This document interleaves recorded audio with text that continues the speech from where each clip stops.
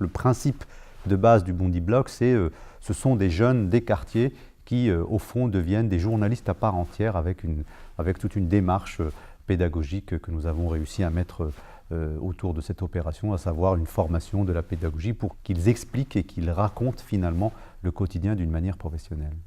Notre projet, c'est un petit livret illustré, style BD, GPS ado, qui veut dire guide de prévention du suicide ou garde pas secret.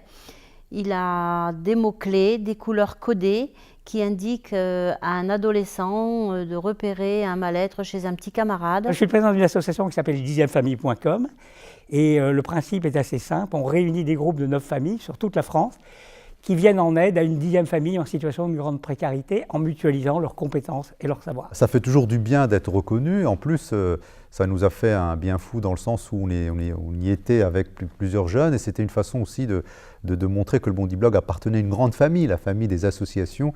Et c'est vrai qu'au fur et à mesure de la cérémonie, on voyait un peu défiler les gens qui portaient un certain nombre de projets et on s'est rendu compte à quel point il y avait de l'humanité, il y avait de l'émotion, il y avait vraiment de l'énergie.